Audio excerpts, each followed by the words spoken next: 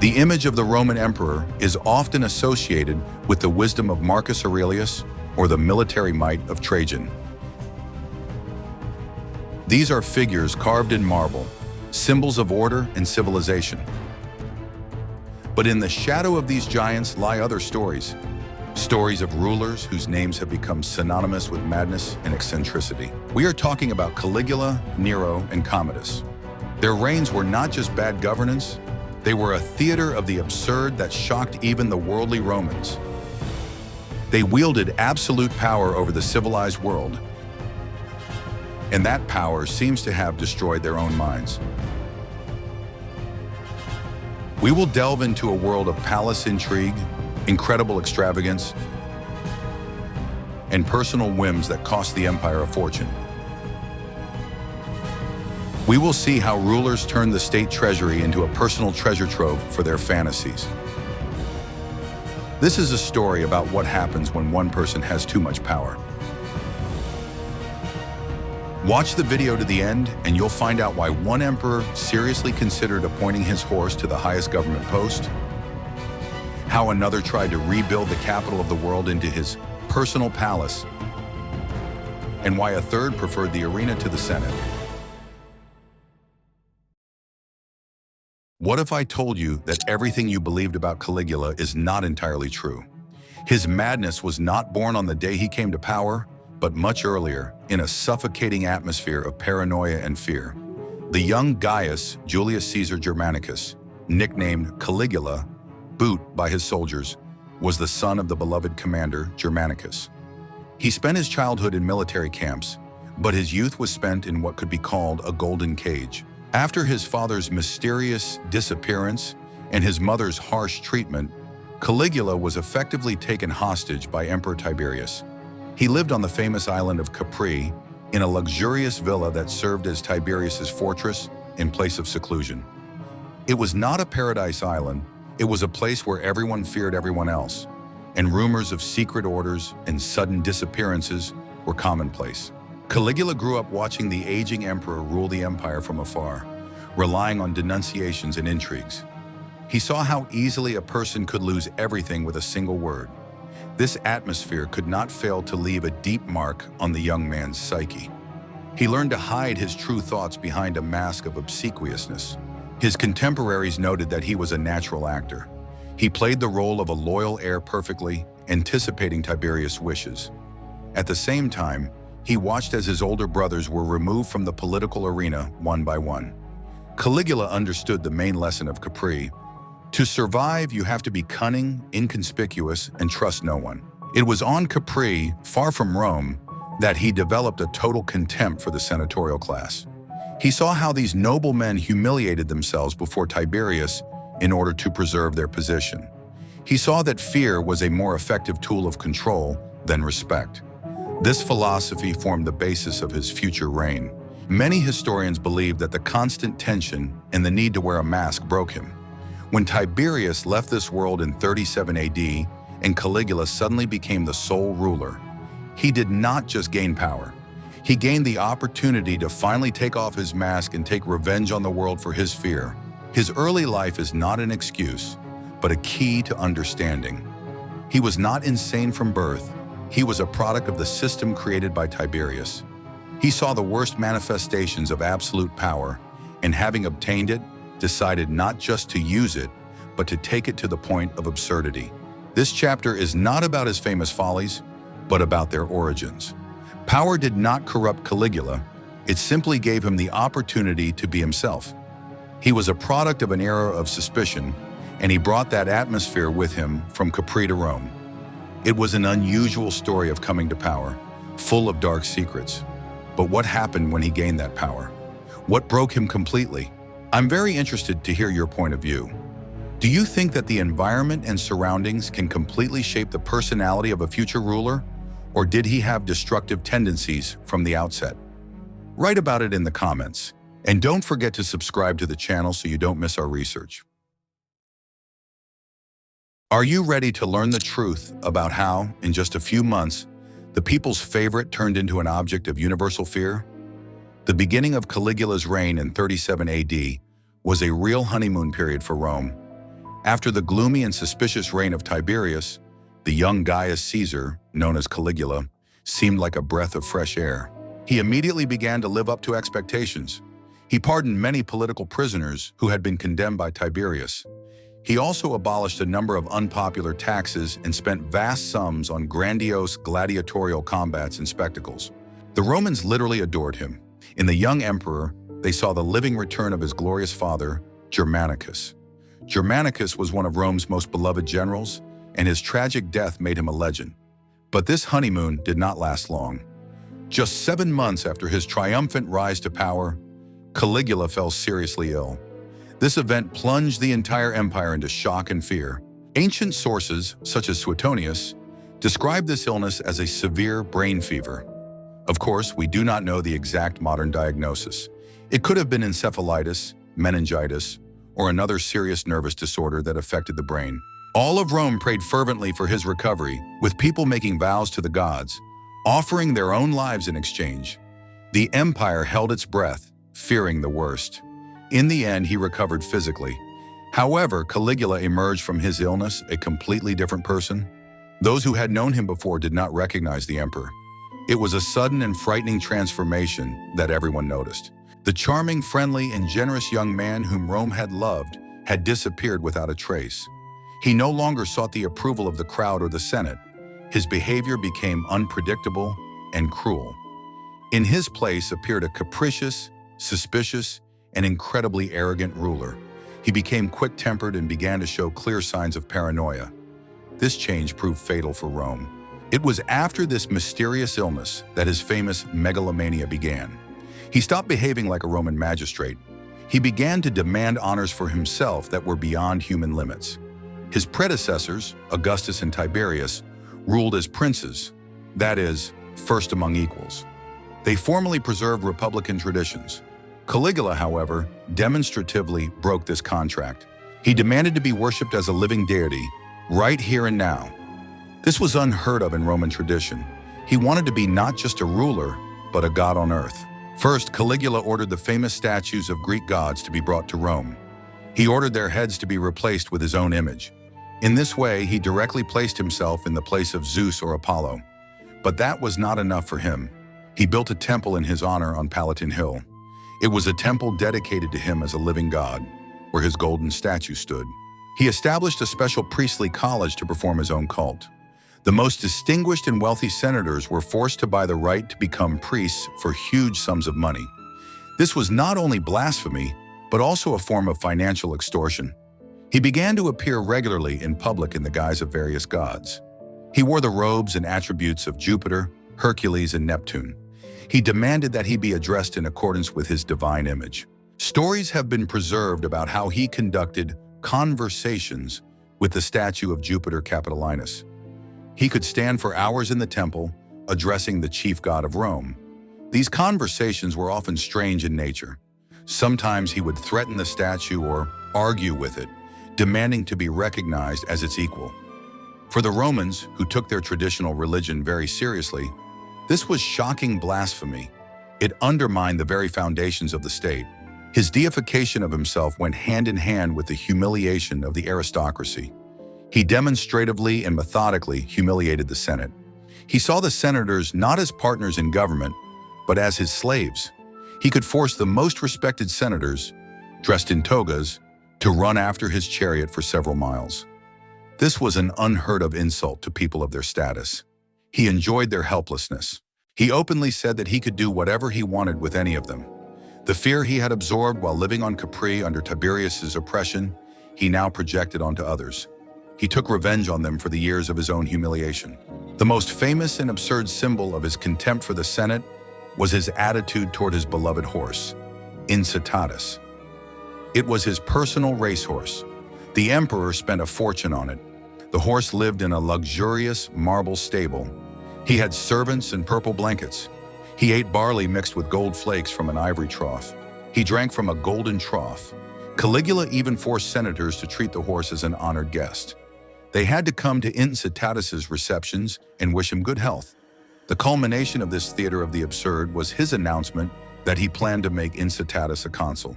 The position of consul was the highest office in the Roman Republic.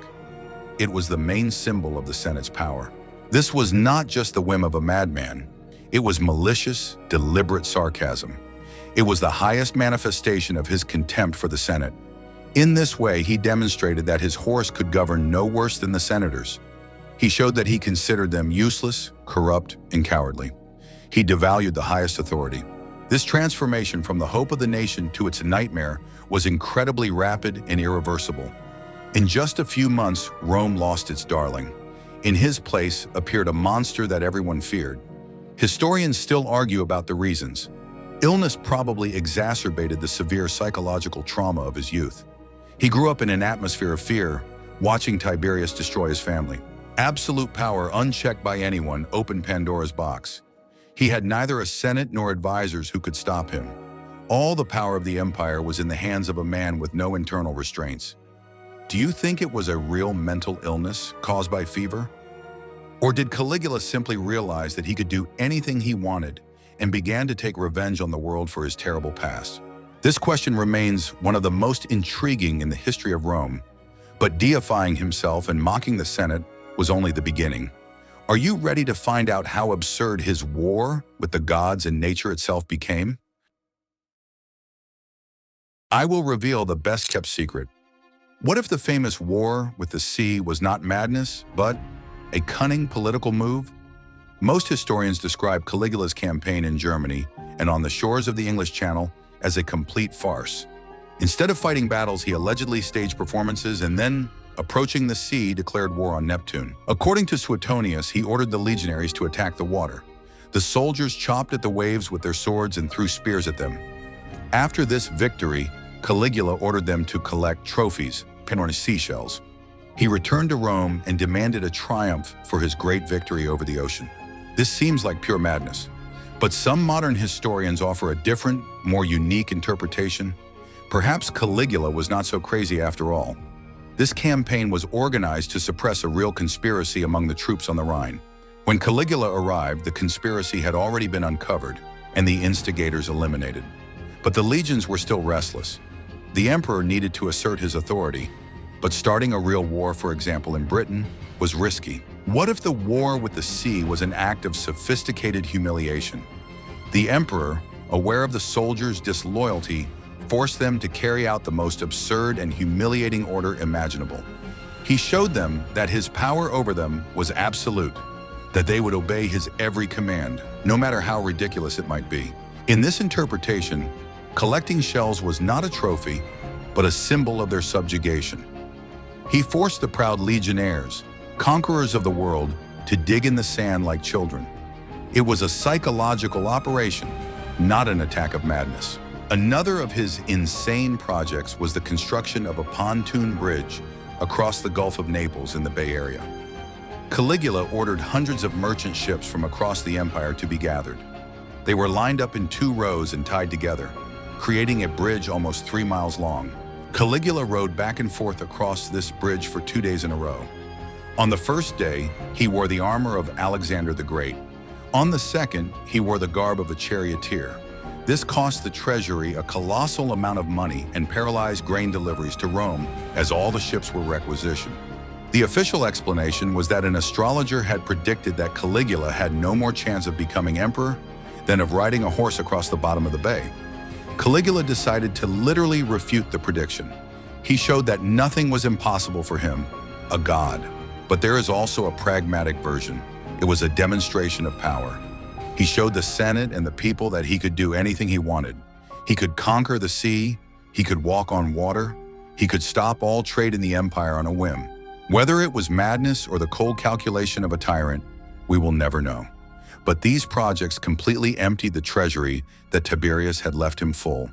And it was this extravagance, not just eccentricity, that led to his inglorious end. What you are about to learn will change your perception of Roman emperors. If Caligula shocked Rome with his arrogance, Nero shocked it with his love of art. In a world where war, politics, and jurisprudence were the highest virtues for a Roman man, the young emperor Nero dreamed of something else. He was not at all attracted to military campaigns or boring debates in the Senate. He sincerely wanted to be an actor, singer, poet, and charioteer. He did not want to rule, but to perform on stage. This passion was completely alien and incomprehensible to the harsh Roman ruling class. Raised by the famous Stoic philosopher Seneca, Nero seemed like the perfect ruler in the early years of his reign. This period, known as the Nero Pentarchy, was a time of relative calm and prosperity. He listened to his mentor and his Praetorian prefect Burrus. The emperor was merciful, popular with the people, and initially avoided conflict with the Senate. But beneath this respectable mask lay the soul of an artist. This soul craved not the silent respect of the aristocracy, but the thunderous applause of the crowd. For a Roman aristocrat, and even more so for an emperor, public performance on stage was an unheard of disgrace. It was considered an occupation unworthy of a free Roman citizen. Actors, musicians, and gladiators in Rome were legally at the bottom of the social ladder. They were considered infamia, that is, disgraced people, almost on a par with slaves. But Nero did not just appreciate their art as a spectator. He wanted to be one of them. He wanted to stand in the spotlight himself and feel the adoration of the public. At first, he began with private, closed performances in his palace. These were rehearsals that he arranged for a small circle of courtiers. He sang long arias, recited poems of his own composition, and accompanied himself on the lyre. He sincerely considered himself an unsurpassed master of these arts. The courtiers, of course, were forced to applaud wildly. They vied with each other to praise his divine voice. Refusal to praise him could cost them their careers, or even their lives. But Nero was not satisfied with this false flattery. He craved a real mass audience. He wanted not only flatterers, but all of Rome to see his talent. Despite Seneca's quiet protests and the open shock of the entire Senate, he began to perform in public. It was an unprecedented step that broke all the centuries-old traditions. He established the Neroni, his own games based on the Greek model. Unlike the bloody Roman gladiatorial fights, here they competed in music, poetry, and athletics. The emperor, the ruler of the world, personally participated in these competitions. He took the stage alongside professional actors and poets. Of course, he always won. The judges simply did not dare to give the victory to anyone else. Any result other than first place was unthinkable and dangerous. Special units were created, the so-called Augustans. These were thousands of young people who were supposed to support the emperor during his performances. They set the rhythm of the applause and shouted praise. The culmination of his artistic career was a major tour of Greece. He considered Greece to be the true home of the arts. In his opinion, only the Greeks could truly appreciate his genius. He participated in all major games, including the most prestigious, the Olympic Games. He competed in singing, recitation, and of course, chariot racing. The Greeks, being more skilled in flattery, awarded him all the first prizes. There is a story that he won the races even when he fell off his chariot and did not reach the finish line. Nero treated his artistic talents with maniacal seriousness. It was not just a hobby for him, it was his main mission in life. He followed a strict actor's diet and did special exercises for his voice. He was terribly afraid of catching a cold and losing his divine timbre. During his long performances in the theater, the doors were locked. No one could leave, even if they felt ill. Sources report that people pretended to be dead so that they could be carried out of the hall. The Roman elite, the senators, were in silent horror. They saw the authority of the supreme power, Maestas, crumbling before their eyes. The emperor, a descendant of the divine Augustus, behaved like a wandering artist. He disgraced the name of the Iulia Claudium by performing for a laurel wreath like some Greek actor. For them, this was worse than Caligula's cruelty. Tyranny could be endured, but this disgrace was humiliating for the entire empire. The emperor made Rome a laughingstock in the eyes of the whole world. But Nero himself did not care at all. He was absorbed in his world of art. He sincerely considered senators to be boring and talentless people, incapable of understanding the sublime. He built grandiose theaters and gymnasiums based on the Greek model. He spent huge sums of money from the treasury on his productions, expensive costumes, and foreign tours. Art became his main passion, his obsession. This obsession gradually supplanted all boring state affairs. He was no longer interested in ruling a huge empire. What do you think is worse for a state? a tyrant ruler or an artist ruler who ignores his duties for the sake of the stage. But this obsession with art was only a prelude. In the next chapter, we will see how this passion for grandiose projects led to one of the greatest disasters in the history of Rome. In 64 AD, a terrible disaster struck Rome. A fire broke out in the area of the Great Circus. The fire quickly spread to the densely populated areas of the city. This event went down in history as the Great Fire of Rome. The fire raged for 6 days and 7 nights. Of the 14 districts of Rome, 3 were completely destroyed and 7 were seriously damaged. Thousands of people were left homeless and without means of subsistence. The Eternal City, the capital of the world, lay in ruins. During this disaster, Nero was at his villa in Anzio. When he learned of the scale of the tragedy, he returned to the city. The emperor organized camps for the fire victims, opened his gardens to them, and ensured the delivery of cheap food. However, ominous rumors began to spread among the people. It was said that someone had seen the emperor's men preventing the fire from being extinguished. A legend arose that Nero himself, standing on a tower, watched the fire and, inspired by the spectacle, recited a poem about the fall of Troy. Historians such as Tacitus are skeptical of this rumor, but it fits well with the image of the emperor as an artist. The people were convinced that Nero himself had set fire to the city. The reason? He wanted to make room for his new, grandiose project. Immediately after the fire, Nero began to realize his dream. On a huge burned-out area in the very center of the city, he ordered the construction of not just a palace, but an entire complex that went down in history as the Domus Aurea, or Golden House. It was not a palace in the usual sense, but rather a giant country villa transplanted into the heart of the capital. The complex included an artificial lake, pastures, forests, and parks. The buildings were decorated with incredible luxury. The walls were covered with gold and precious stones. One of the banquet halls had a rotating ceiling that imitated the movement of the heavenly bodies. In another, flower petals fell from the ceiling and fragrant oil poured down. In the palace lobby stood a colossal statue of Nero himself in the image of the sun god. Its height, according to various estimates, reached 30 to 35 meters. The scale of this construction was unprecedented. The Romans were furious. They complained that the emperor was building his own personal paradise on the ashes of their homes. All of Italy was burdened with new taxes to finance this construction. Temples in the provinces were plundered to obtain gold for decorating the palace. The Golden House became a symbol of Nero's selfishness and detachment from reality. He saw himself as a great architect and artist rebuilding Rome. The people saw him as a man feasting on their grief. This construction project finally destroyed his reputation.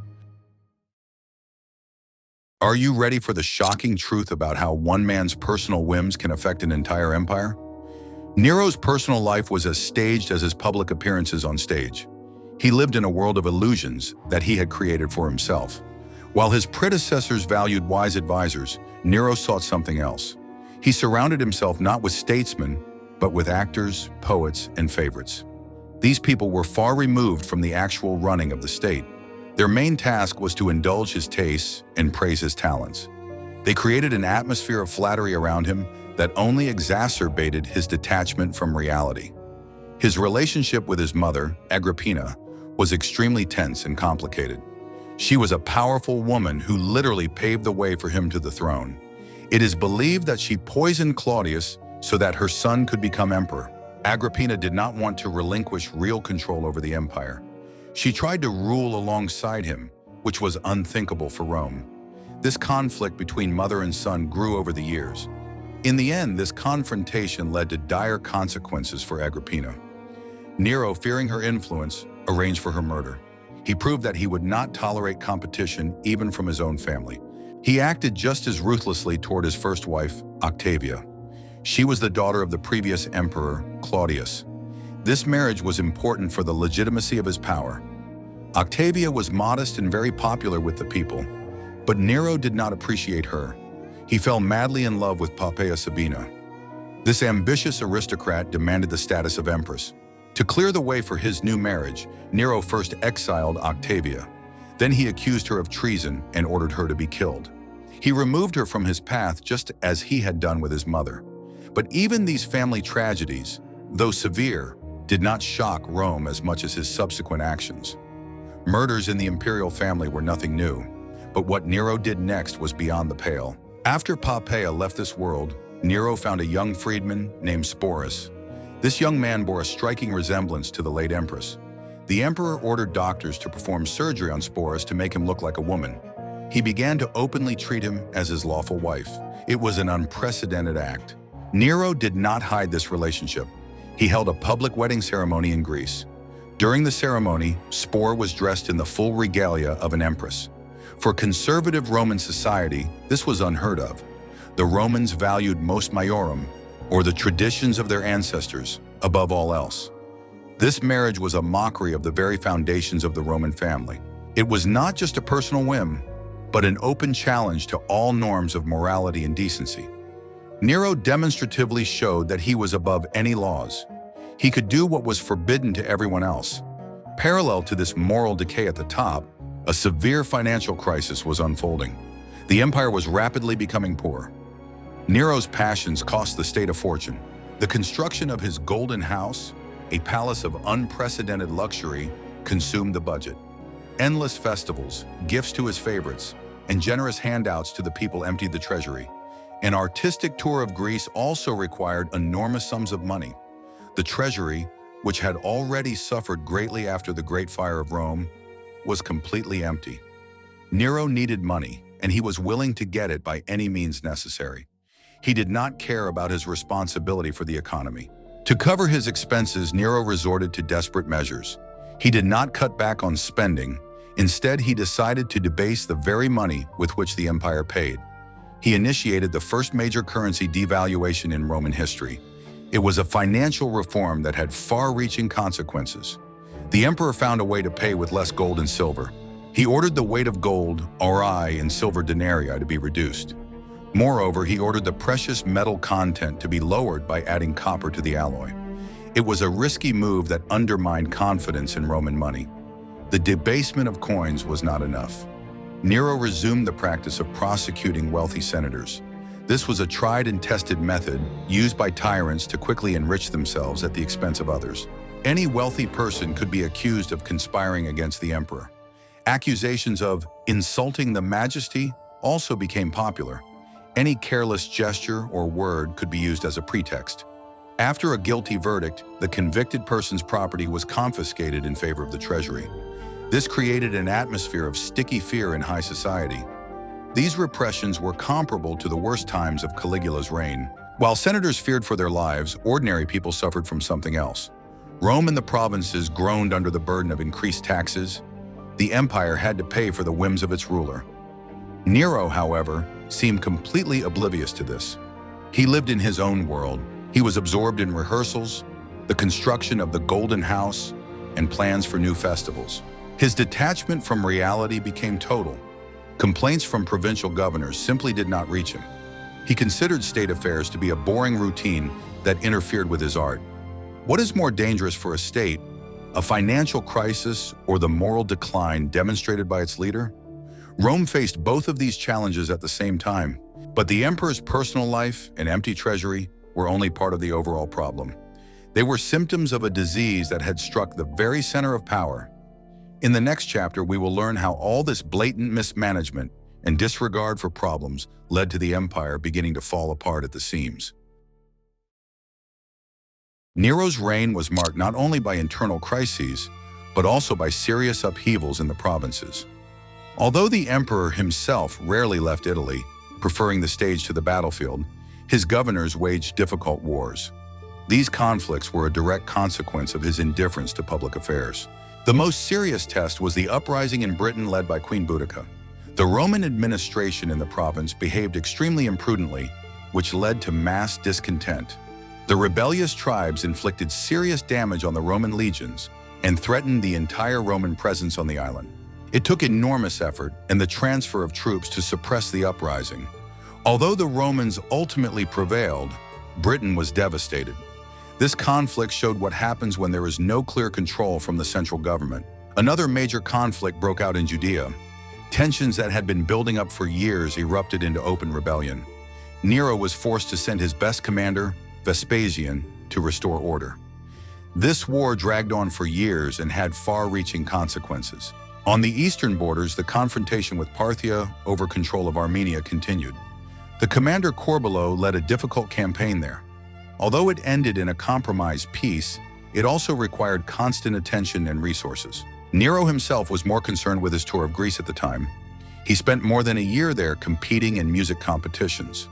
Meanwhile, a conspiracy known as the Pisonian Conspiracy was brewing in Rome, involving many prominent senators and military leaders. Although the conspiracy was uncovered, it revealed the depth of dissatisfaction with the emperor. Numerous trials followed. Many prominent figures, including Nero's former mentor Seneca, were forced to commit suicide. The financial crisis worsened. To cover his expenses, Nero resorted to ever-increasing taxes. This caused discontent not only in the Senate, but also in the army. The legions, which were the mainstay of power, began to doubt their emperor. In 68 AD, the cup of patience overflowed. The governor of Gaul, Julius Vindex, raised a rebellion. Although his uprising was suppressed, he was supported by Galba, the governor of Spain. The legions proclaimed Galba emperor. Nero found himself isolated. The Senate, which he had despised for so long, grew bold and declared him an enemy of the state. The Praetorian Guard, bribed by Galba's supporters, abandoned him. The emperor-actor fled Rome. Abandoned by all, he ended up in a country villa. Upon learning that the Senate had sent soldiers to arrest him, he decided to take his own life. According to legend, his last words were, "What a great artist is perishing." After the chaos that followed Nero's departure and the era of the Flavians and the five good emperors, Rome seemed to have found stability. The pinnacle of this golden age was the reign of Marcus Aurelius, the philosopher emperor, a Stoic on the throne. He was the embodiment of Roman virtue, educated, reserved, devoted to duty. This philosopher had a son, Lucius Aelius Aurelius Commodus. For the first time in almost a century, power was to pass not to an adopted heir chosen for his merits, but to a direct relative. And this turned out to be a fatal mistake. Commodus was the complete opposite of his father. While Marcus Aurelius spent years on military campaigns on the Danube, defending the empire, Commodus hated war. He craved peace at any cost, but not for the good of the empire, but in order to return to Rome as soon as possible, to its pleasures and luxuries.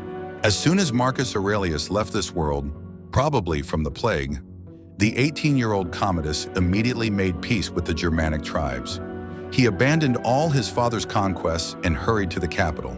The Senate and the army were disappointed, but the people welcomed the young emperor, tired of endless war. In Rome, Commodus quickly showed his true colors. He had no interest in state affairs whatsoever. He entrusted the administration of the empire to his favorites, first to the Praetorian prefect Perennis, and then to the freedman Cleander. These men used their positions for personal gain. They traded offices, senatorial titles, and court decisions. Corruption reached unprecedented levels. Chaos reigned in the empire, while the emperor indulged in entertainment. Commodus was obsessed with his physical strength. He was tall, stately, and proud of his appearance. His idol was the mythological hero, Hercules. He spent his time not in Senate meetings, but in training. Unlike Nero, who saw himself as an artist, Commodus saw himself as the greatest warrior. Gladiatorial combat became his passion, but he did not want to be just a spectator. He wanted to be a participant. This was even more shameful for Roman society than Nero's singing. Gladiators were slaves or prisoners, people at the very bottom of society. The emperor, the father of the fatherland, voluntarily placed himself on the same level as them. At first, he trained and performed in closed imperial estates. But like Nero, he soon needed an audience. He began to enter the arena of the Colosseum. Commodus's obsession with the arena quickly turned into a mania. He didn't just participate in the fights, he lived for them. His performances were carefully staged spectacles designed to demonstrate his divine strength and agility. He entered the arena dressed as Hercules, with a lion's skin on his shoulders and a club in his hands. Senators were required to attend these performances and cheer for the gladiator emperor. This was an unprecedented humiliation for the Roman aristocracy. His opponents in the arena were not real gladiators. They were either specially trained people who only pretended to resist, or cripples who could not pose any threat to him. He fought them using safe weapons. He also liked to perform as a beast fighter, fighting wild animals. But here too, everything was arranged for his safety. He shot animals with a bow from a safe platform, protected by fences. In a single day, he could defeat hundreds of animals. The Roman crowd, fond of spectacles, initially welcomed him. But even for them, this was too much. It was one thing for the emperor to provide entertainment, but quite another for the emperor himself to be the entertainment. His popularity among the people began to decline. For his performances in the arena, Commodus demanded a huge fee from the treasury, as if he were a hired gladiator.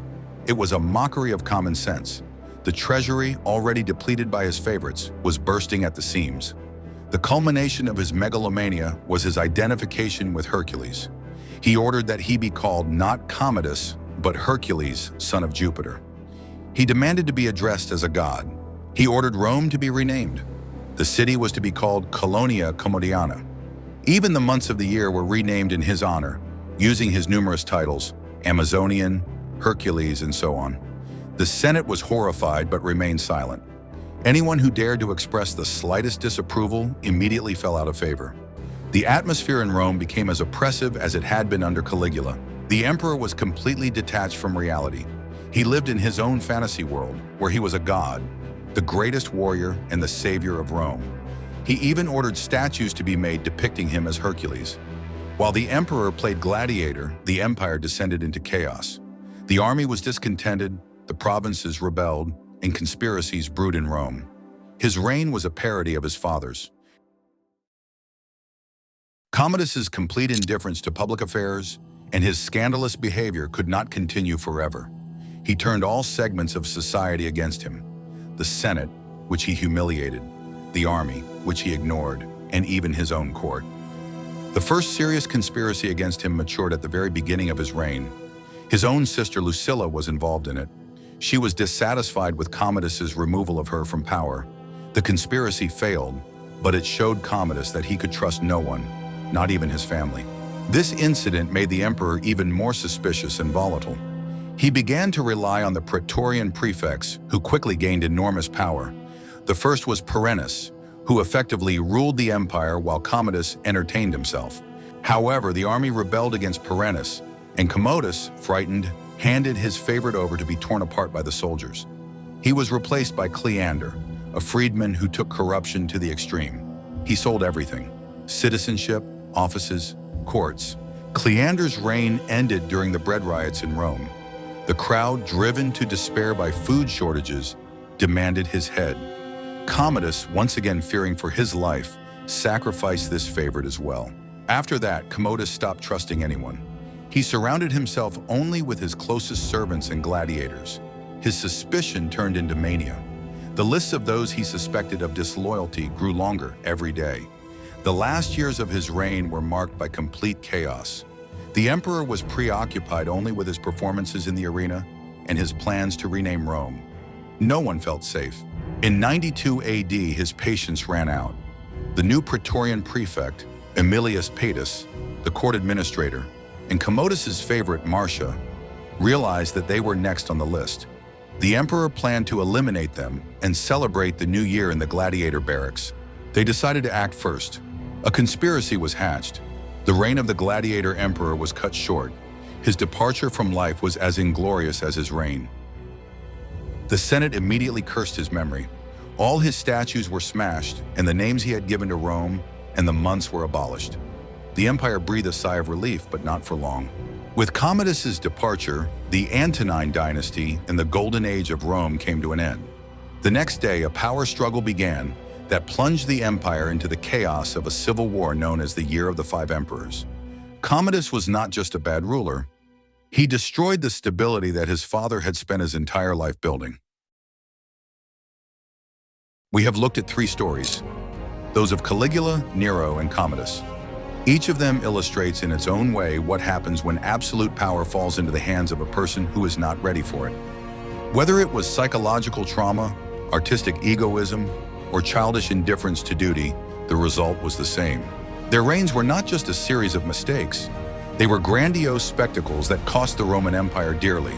They squandered the treasury on absurd projects, humiliated the institutions of power, and placed their personal whims above the welfare of millions of people.